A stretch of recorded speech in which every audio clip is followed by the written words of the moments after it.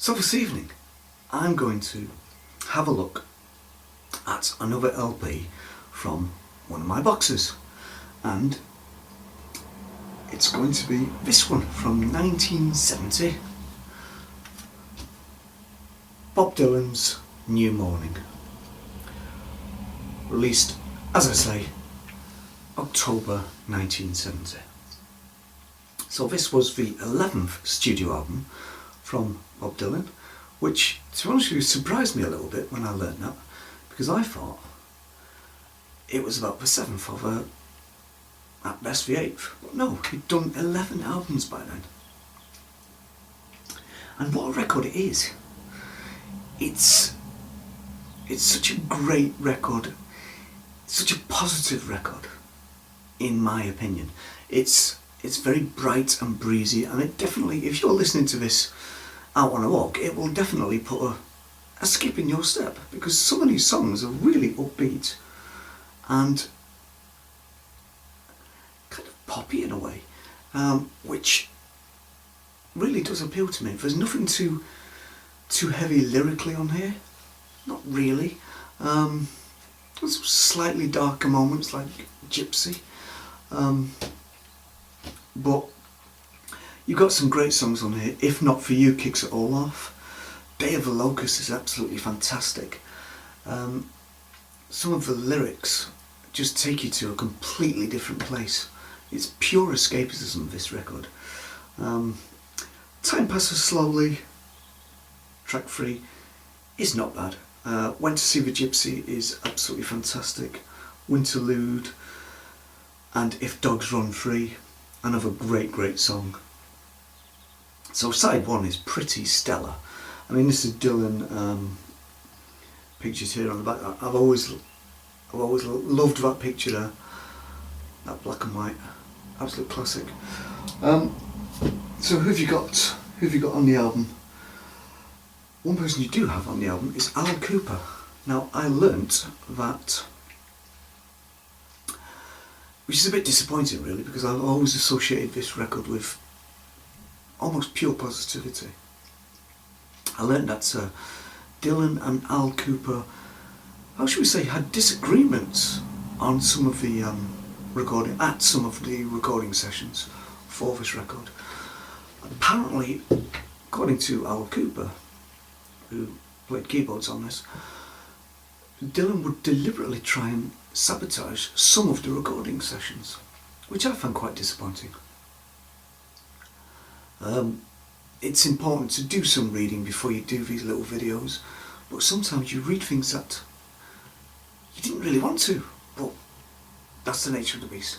He's not the first very famous musician to be a bit of an arse. That's the best way of putting it, and of course he won't be the last. So on side 2, what have we got here? We've got the title track, New Morning, which is absolute classic. Sign on the Window, little bit of a cool ditty. You got One More Weekend, another superb song. I mean, it's songs like One More Weekend and New Morning, essentially, which really give this album such a positive feel, in my mind anyway.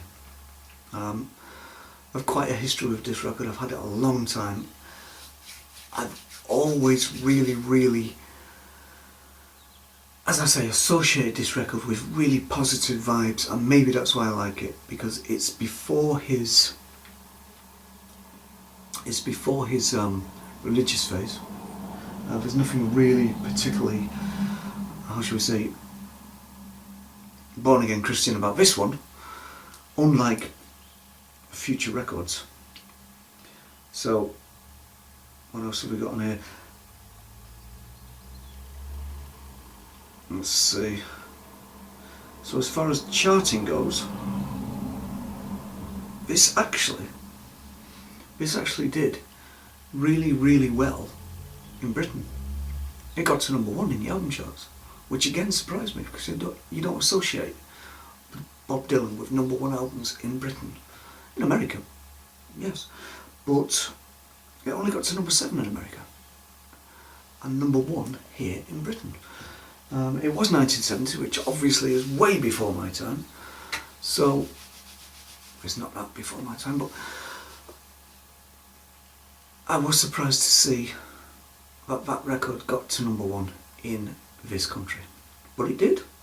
So, there you go. Now, you've got Free Angels, which is another classic, which is the penultimate song on the record, and then it finishes with Father of Night, which to me is a little bit forgettable, to be honest.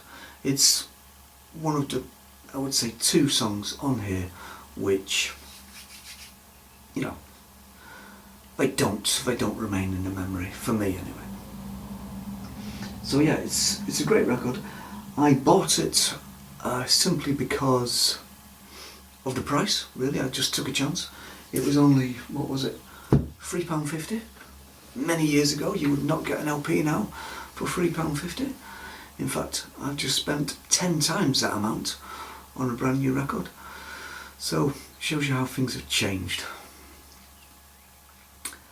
For worse, as far as the money goes. Anyway, I don't believe for a second that records need to be, brand new records need to be that expensive.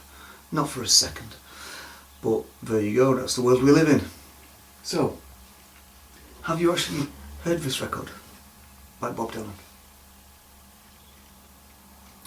If not, if it's one that you've always missed out, you like Dylan but you've never actually heard this one, then give it a go. I think you'll find that it's pleasantly surprising, because there are lots of really pleasant, nice, interesting, upbeat songs on this record. To me, it's Dylan at his positive best. And as I say, if you hear it, you're out and about, it will put definitely a skip in your step, and there's nothing wrong with that. Absolutely nothing wrong with that at all. Now, when it came out, it was greeted with mainly, again, positive vibes by the media and reviewers and critics alike. But some people didn't like it. They thought it was over, some critics didn't like it. They gave it a bad review and thought it was over poppy and a bit commercial and a bit of a sellout. So you can't please everybody on these things. But to me, overall, Bob Dylan's New Morning is, as far as I'm concerned, a really good record. I'm glad I took a chance and bought it. And if you haven't heard it, you should give it a go. You really should. So that's Bob Dylan's New Morning from 1970.